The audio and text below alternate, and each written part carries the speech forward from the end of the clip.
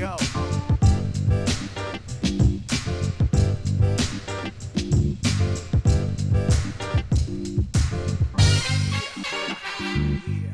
Tie. Nothing personal. Word of the day. It is Monday, January 10th, second week of January 2022, and this was a weekend. When you work in the sports world, one of the things that you love about it is that you go to bed every night and you're either a winner or you're a loser. Thousands of games I was a part of.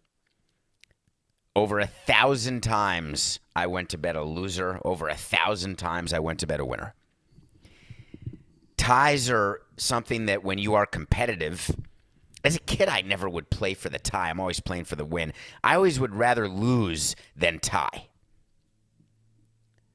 That's when I was a kid. When I was running a team, I'd always rather win than lose. Baseball doesn't have ties unless you're the All-Star game in Milwaukee, Wisconsin. But I'd never been faced with a scenario where the ultimate goal could be accomplished through a tie. And that's what happened last night in the craziest game, craziest day of football, craziest Week 18 I've ever seen. Remember, this was the extra week in the NFL. This was the 17th regular season. Tons of playoff spots on the line. All these crazy machinations that we talked about last week. No chance they're going to happen. But if the Colts, who were like 16-point favorites to the Jacksonville we can't win Jaguars, and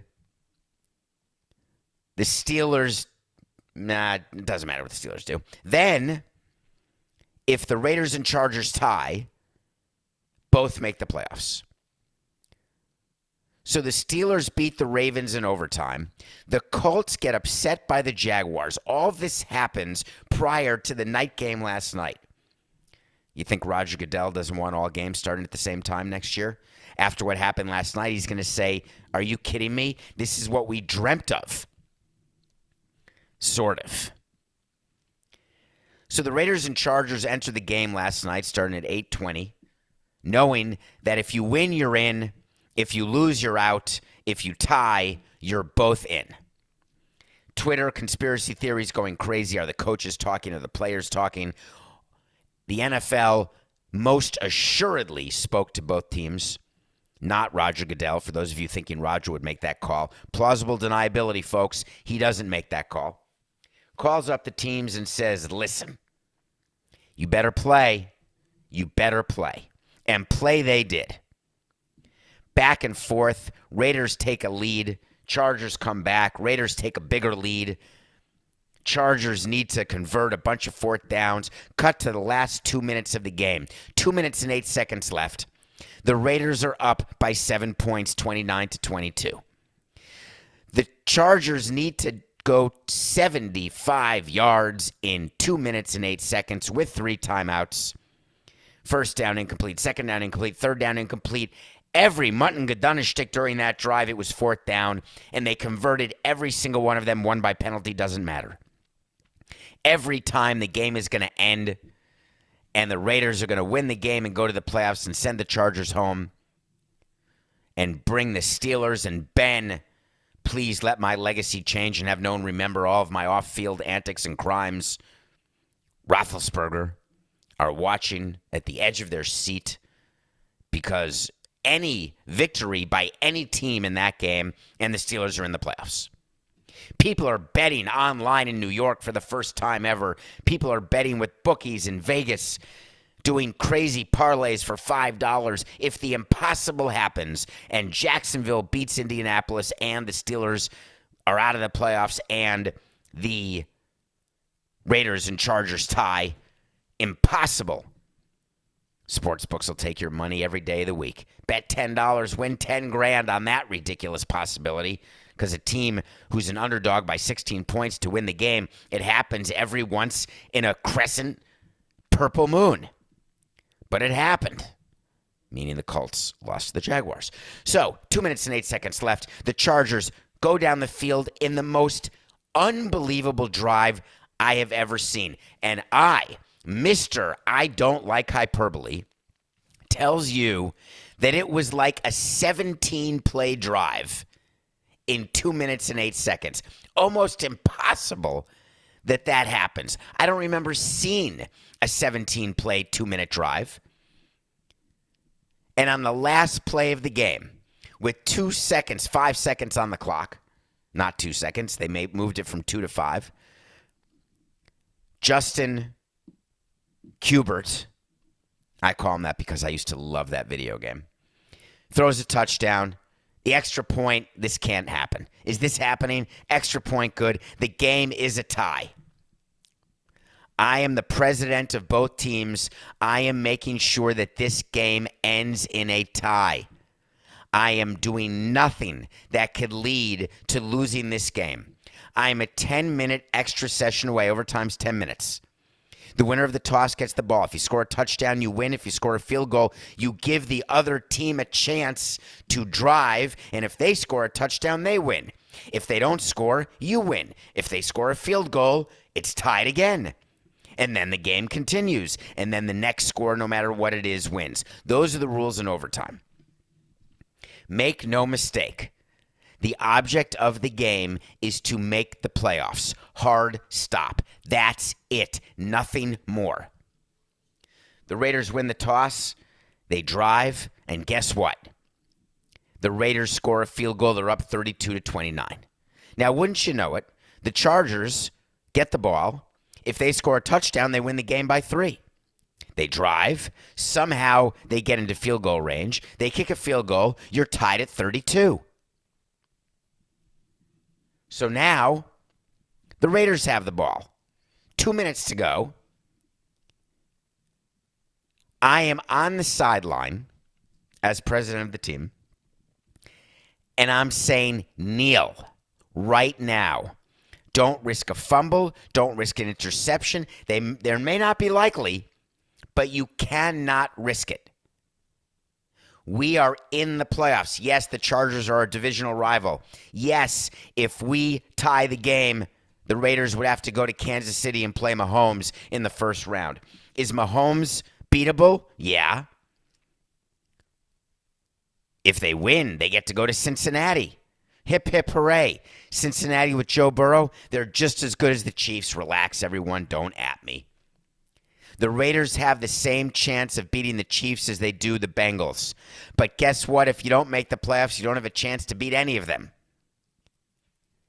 The odds of turning the ball over on a subsequent drive tied at 32 versus the odds of beating Cincinnati being greater than the odds of beating Kansas City, it's an easy decision. It's insanity. You do not make a play, do a play. A rush, a pass, nada. But the Raiders run the ball. The Chargers need a stop. The Chargers call timeout with them 2 minutes left, a minute left in overtime, and the Raiders decide they're going to run one more play. Horse hockey. Stop it, everybody who's saying that. The Raiders had made the decision prior to that, unbeknownst to me, incredulously, that they were running plays going for the win. They said, hey, we got Daniel Carlson, the best kicker in football, top 3 cook. 4.869. The Raiders have the best kicker in football, maybe not the best, top 3 for sure, Daniel Carlson.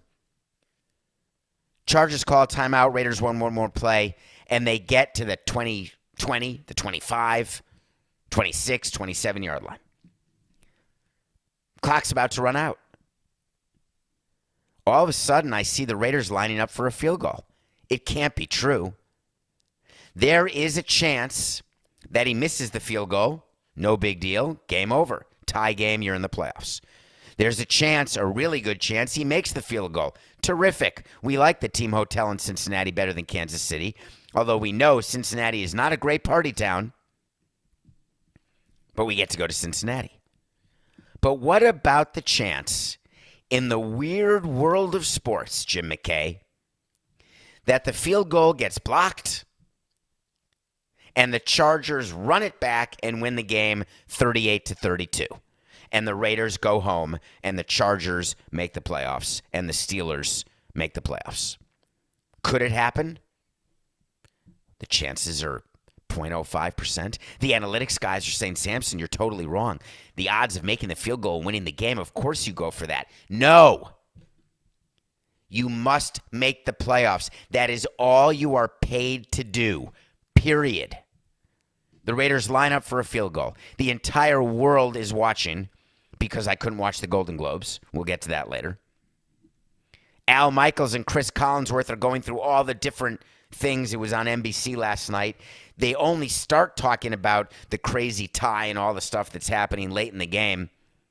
That's been on the mind of the coaches, the front office, and the players since the minute the game started. Here's the snap. Good snap, good hold. It's up, and it's good.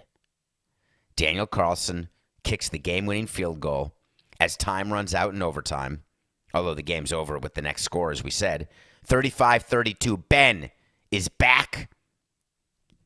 The Chargers go home, and the Raiders go to Cincinnati.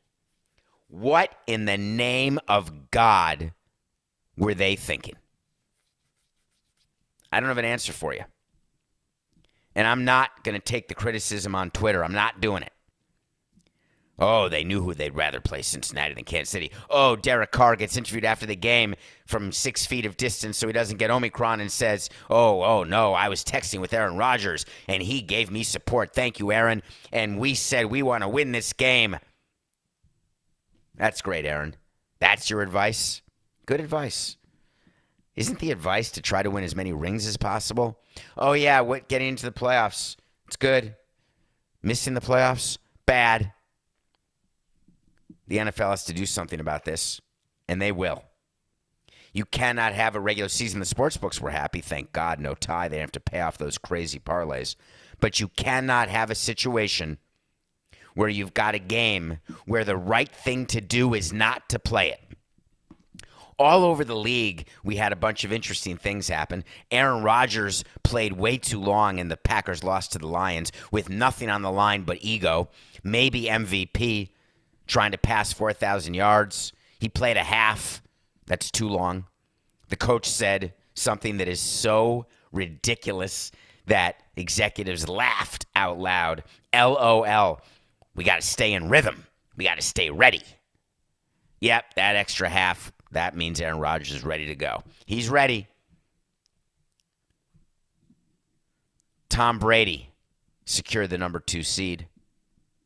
Tom Brady passed for over 5,000 yards for the second time in his career. The guy is 75 years old, and he passed for 5,000 yards and still may lose the MVP to Aaron, I don't have COVID because I'm immunized, Rodgers. Meanwhile, the Las Vegas Raiders end their season going to the playoffs with an interim coach. Do you remember what happened with the Raiders early in this season? It seems like a long time ago. John Gruden gets fired by Mark Davis, is suing the NFL and the Raiders to get all his money. The Raiders had a player arrested, a player involved in a fatal car wreck, and it's the first time since 1961, it even predates me, that an interim coach brings his team to the playoffs. Happens in baseball quite a bit, but football, they don't have as many in-season coaching changes. It doesn't work. Unbelievable. And the weekend ends, because Monday's still the weekend, sort of, if you really want to change the way you look at life. I try this sometimes. You should try this. Some things you shouldn't try at home, and you get the proviso about how bad it is to do. This one I try. I view Monday as the last day of the weekend because it eliminates the Sunday scaries. So the weekend ends today, and we've got Georgia playing Alabama in the national championship. We go from a crazy NFL week to an unbelievable week of wildcard games, Saturday, Sunday, and Monday. We have 6 wildcard games next week. Good thing I have no other plans next weekend. Oy. So Georgia's playing Alabama. Georgia's favored by 2.5 over Alabama. Alabama has a coach named Nick Saban. And when you are coaching a national championship game, Nick Saban's one of the most accomplished coaches. I guess he's the most accomplished coach in the history of college football. I think he's going for like his 8th title in 13 years, which is staggering, might I add. He meets the press and he gives a quote that I'm not going to let pass. Let me read it to you, please. Name, image, and likeness is a positive thing for players. You all remember name, image, and likeness? That's when companies like Bob's Car Garage can sponsor a college player and say, hey, you can drive one of my cars, tell everyone how much my garage is great for fixing cars, and I'll give you $100,000. Or if you want to go play with Deion Sanders, I'll give you $1 million. Or if my name is Charlie Batch, I'm going to get you $1 million. You get my drift. NIL is getting college players paid. So Nick Saban says NIL is a positive thing for players. They've got the opportunity to earn money. Terrific. Good quote. I don't think that's a bad thing. Still okay. Here we go. What is concerning is how that's used to get players to decide where they're going to school. I just did my Macaulay Culkin Home Alone. If you're not watching this on YouTube, you should be, and subscribing. CBS came out with the numbers for 2021. We had an amazing year, Nothing Personal did. Not enough people on YouTube subscribing. How would you not want to see me do this? It's concerning to me that players are using that to decide where they're going to school. And then he doesn't realize what a ridiculous sentence that is. And he ends his quote by saying, I don't think that was the intention. Warsaki. Nick, let me ask you a question. When you decide where you're going to coach and whether you're going to stay at Alabama, when players decide where they're going to play as free agents when they are professionals, do we think that money and the opportunity to earn money is ever used as a way for players to make decisions of where they're going to play? It can't be. It is impossible for Nick Saban to believe that high school players and their agents, whether legal or illegal, advisors is what they're supposed to be called, and their parents, many college players do not have great socioeconomic advantages, and they get thrown $1 million and say, hey, we'll give you $1 million to go to Podunk University and dress in neon. Are you in? And then Nick Saban comes by. He lands the helicopter in the backyard of the housing development and says, hey, do you want to go to Alabama? We'll give you $10.50. But guess what? You will be coached by the finest assistant coaches, paid the most money because our endowment and boosters are so strong, and you will have a degree from Alabama, and you'll have the best chance possible to go to the big leagues. You'll be an NFL player and earn millions of dollars in non-guaranteed contracts. Yes, don't do the math on the number of college players who make it to the NFL. Please don't bother me with that. You've got the greatest chance ever. Take the $10.50 million from Podunk University. You look crappy in neon. Take a look at my computer program, and I am showing you what you look like in neon versus what you'll look like in Crimson Tide.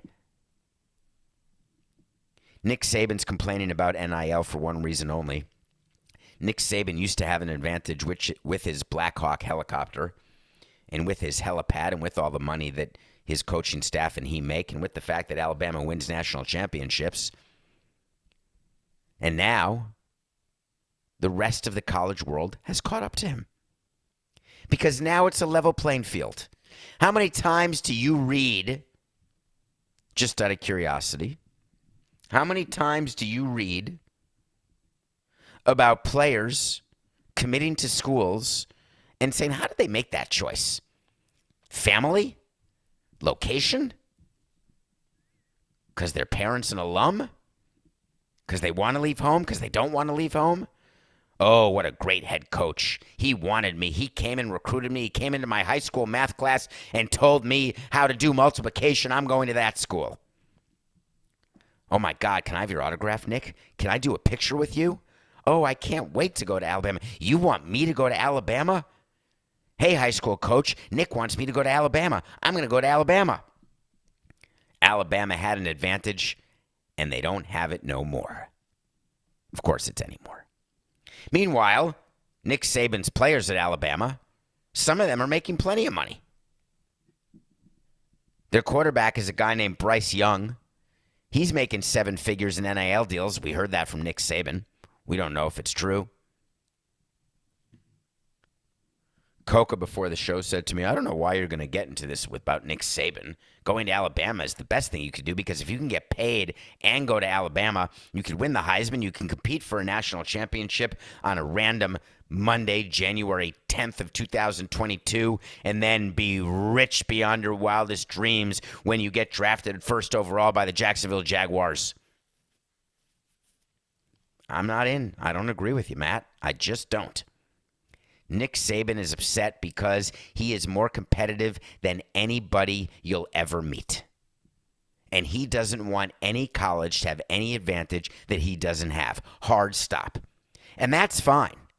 But don't give me a quote where you tell me that the intention of NIL was not for players to choose what schools they're going to based on the amount of money they were going to take. Oh, I'm sorry. I know what the intention was. You're right, Nick. The intention was that kids would choose their schools the way they always had, based on recruiting and based on the name on the front of the jersey and where the school is and what the rah-rah is for that school. Then when they get there, they would say, hey, Mom and Dad, hang out.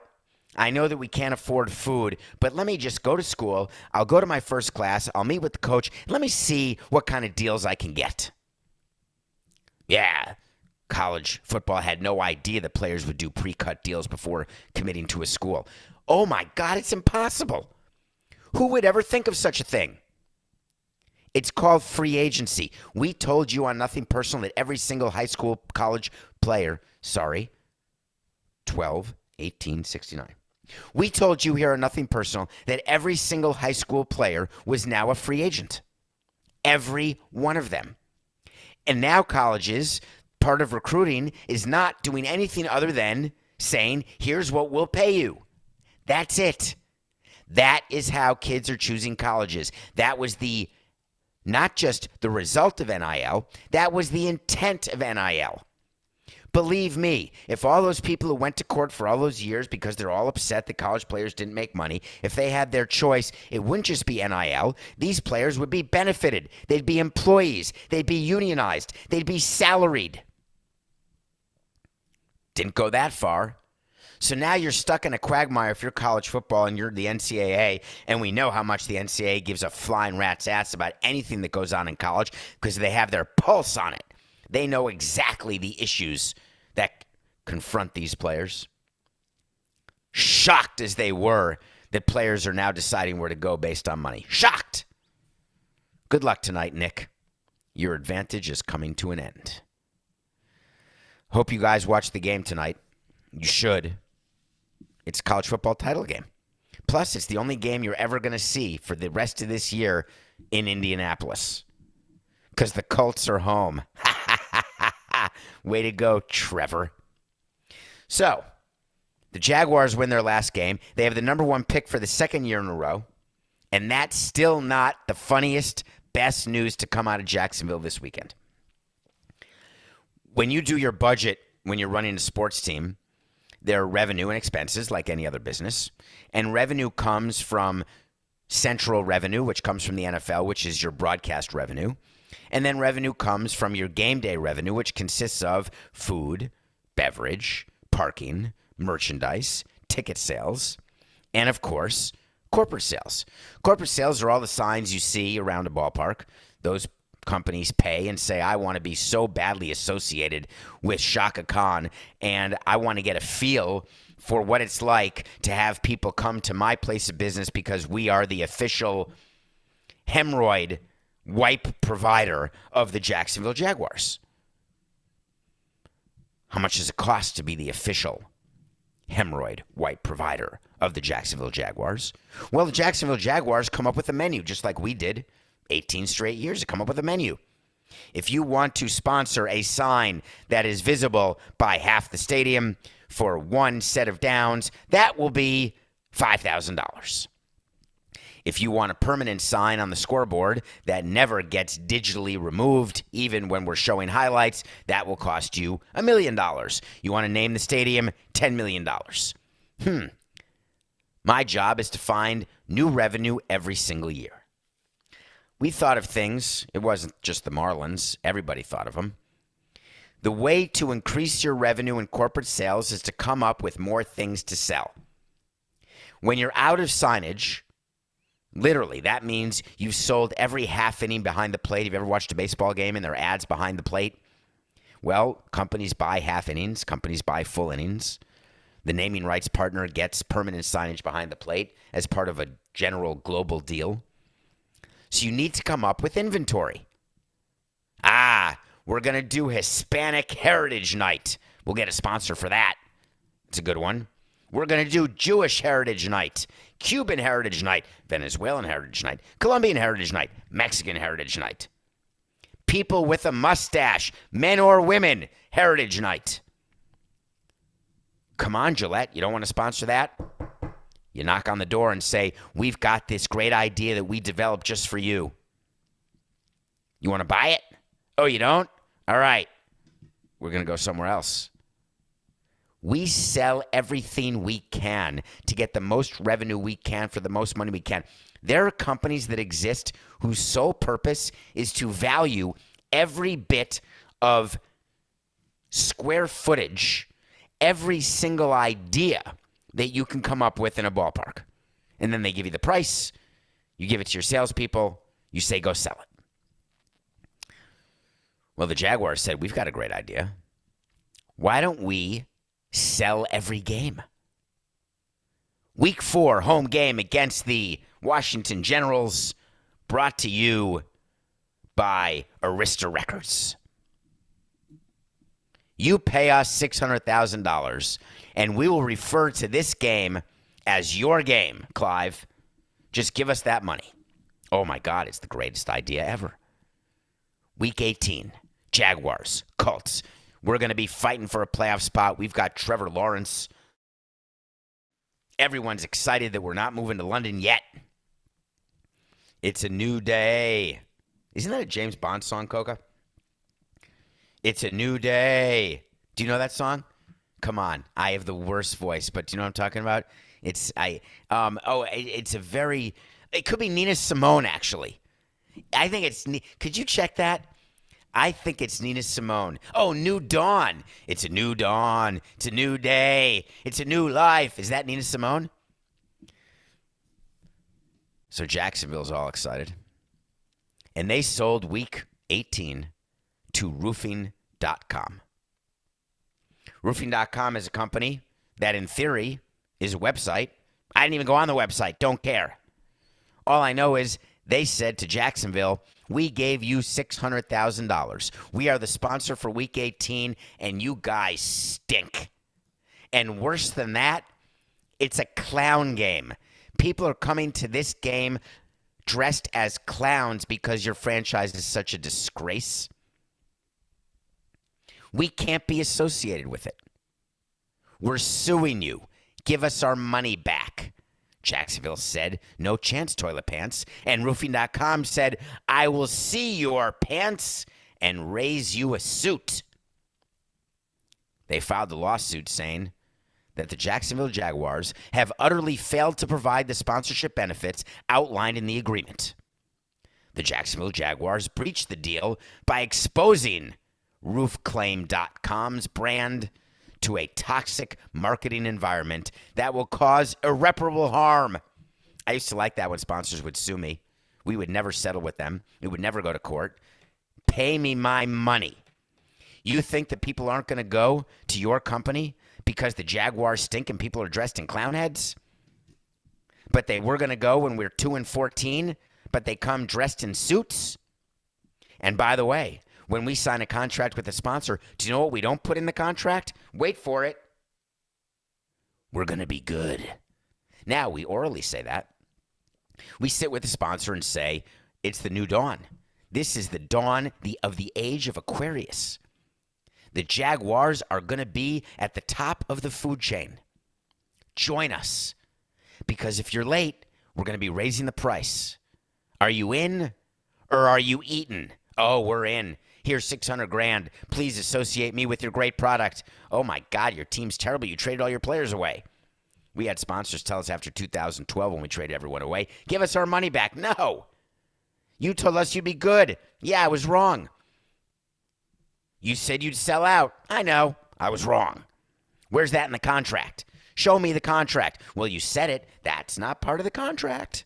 May I introduce you to L1? First year law school, first class, contract law. When you've got a contract that is binding and signed by two parties, but there have been oral conversations, the contract says the oral conversations don't mean squat. It's amazing how many people forget that. Do you have any idea what the likelihood is of that company getting a $600,000 refund? What's called roofkings.com? Roof Duel, roofing, roof advantage, get me a roof, bring down the house. They don't have a chance. When we come back, we're going to talk about a movie that Coke and I both watched this weekend with Winston Duke and Zazie Beetz. You may not have heard of it. And then we are definitely going to talk about the Golden Globes, where I put on my tux in preparation for next week's wedding of my daughter. I sucked it in, and I watched the Golden Globes. We'll give you the results when we come back. Welcome back to Nothing Personal. Hi, I'm David Samson. Matthew Koch and I spend every day with you, 45 minutes a day. We thank you for rating, reviewing, following, all the things that you do, so when Coca has his Monday 2 p.m. meeting every week, he doesn't get yelled at by the powers that may be at CBS. Hit follow, rate us, and follow me on Twitter, David P. Samson, too. Thank you. There's a movie out called 9 Days. It's not 9.5 weeks. It's 9 days. It's not 13 days. It's 9 days. It's not 3 days, and there's no condors. It's not 8 miles. It's not 8 is enough. It's 9 days. 9 Days is a movie that looks at defending your life and says, I'll see your life, Albert Brooks and Meryl Streep, and I'll raise you a pre-life. Chances are you haven't seen this movie, even if you love Ryan O'Neal and Sybil Shepherd and Joe Grafassi and Robert Downey Jr. and Mary Stuart Masterson. Chances are you have no idea what the hell I'm talking about. After all that we've been through. Cher, Peter Cetera. Anybody? Come on. Coca? Nothing? When you die, you get reincarnated. They give you a shot so you don't remember your past life. Robert Downey didn't get the shot, got reborn. He was Ryan O'Neal, best friend named Christopher McDonald, who you've seen from Happy Gilmore. Robert Downey gets reborn and starts to remember the fact that he used to be Christopher McDonald, falls back in love with his wife, Sybil Shepherd, who's now with Ryan O'Neal. Is that really what happens after you die, that you come back, but you get a shot so you don't remember anything? 9 Days says, we're going to make another movie about this, but it's going to be fascinating. I love Chances Are, by the way. It's going to be shot in a way that will make you realize that good movies can still be made. We're going to bring Winston Duke in to play a man who, along with Benedict Wong, are in charge of deciding which souls get an opportunity to keep going. And as you know, keeping going is one of my favorite things in the world. Let's keep going. We say that about Nothing Personal. We might as well keep going. So, Winston Duke chooses people. He evaluates them. They have 9 days to be evaluated. He then says, in, out, out. The movie doesn't really get into why Winston Duke got that job, how he got that job. We actually only know that Winston Duke used to be alive and now is a permanent patron, if not host, of this pre-life world. We know Benedict never got out, never was alive, and is his assistant. And we know that Zazie Beetz is trying to save her soul. Winston Duke's performance is highlighted at the end of the movie when he recites a poem on a beach to Zazie. That is one of the finest bits of acting and writing and performing I've ever seen. The movie reminded me a bit of The Tree of Life, that Terrence Malick movie that people found confusing. I had to watch 3 times, and I still didn't quite understand it. I understood 9 days. I was able to suspend disbelief and say, I get what the job is of Winston Duke. But I was awed by the performances. I was hypnotized by the score, the music, the writing, the emotion of the actors who didn't need lines to emote. And Coca and I both agree that 9 Days is one of the best movies of the year. If you have a chance, watch it. Now, you could watch it from Thailand if you're in Thailand. How many of you are in Thailand? I get this report of where you're all from. So I'm speaking to the people in Thailand who listen to Nothing Personal. The beach is open again. Sorry, Coca, I told you I was going to work it into the show, and I am. The Beach, the Leonardo DiCaprio movie with Tilda Swinton, one of my favorite movies. Not in my top 100, but I think it should be. Maybe it is, actually. I love The Beach. I've seen that movie dozens of times. The beach is a real beach. It's called Maya Beach in Thailand. And after the movie came out, it got 5,000 visitors a day to check out the most beautiful beach in the world. And then they closed it. Because, of course, human beings ruined it. And this is not me doing my Adam McCabe. This is me telling you that too much of a good thing all of a sudden makes it a bad thing. So the beach closed for 4 years. The coral regrew. And Thailand reopened the beach yesterday. But only 375 people can go there per day. I was watching sports yesterday when I got a text alert about Bob Saget. Bob Saget died in a Ritz-Carlton hotel. One of my worst nightmares. So I have competing nightmares when I go to hotels, and I've lived my life in hotels. Literally, thousands of nights in hotels. The first thing I do, because above all, I'm scared. So the first thing I do, and you should all do when you check into a hotel, is lock the door. You put the double lock on because, detour, Coca. One of my former GMs, the first GM I ever had, Jim Beattie, called me up one day when I was with the Expos, and he said, David, you're not going to believe this, but my computer got stolen. Well, what do you mean? Well, I need a new computer. I said, what do you mean? He said, I was in the hotel, I went to bed, I woke up, my computer was gone. My first question, Jim, do you have 2 kidneys? Get it? Just lock the door, would you please? So, you lock the door. But then what happens if you die in your hotel room? The door's locked. I put the privacy sign out. Someone's going to have to beat down the door, somehow break through the double lock, and there I'll be, naked. Rest in peace, Bob Saget. He's known for Full House. He's known for America's Funniest Home Videos. We know him as having one of the greatest cameos of all time in one of the greatest movies of all time. Yes, Half-Baked. To honor Bob Saget, I couldn't do it yesterday, but I'm doing it today. The movie I'll be watching today, right after I'm done recording this show, prior to recording the next show that I'm doing. I have a show later on today. Now, I can't do it in between shows. I'm going to do it after that show. Prior to my... Oh, no, I have a third show. I'm a guest on some show, Coca. Sorry, I know you tell me. I say yes to people. Yes, I do. I say yes. I think it's the right thing to do. I'm watching Half-Baked. And in honor of Bob, I'm going to swear, I'm going to be crude, and I'm going to be fully, not partially, not half, not a quarter, fully baked with cookies. Rest in peace, Bob. I'm sorry. The Golden Globes were last night. Did you watch? I put on my tux. imitated Steve Martin and Father of the Bride, sucked it in, closed it, waited for the red carpet, and then realized they're not on TV. It's a private event. I wore my tux to be on Twitter waiting for the awards to be announced. Twitter. That's how they announced the winner of the Golden Globes, because there's no diversity in the Hollywood Foreign Press. They just realized this. NBC dropped the show because there's no color in the Hollywood Foreign Press, no people of color. Now the Hollywood Foreign Press is full of people of color.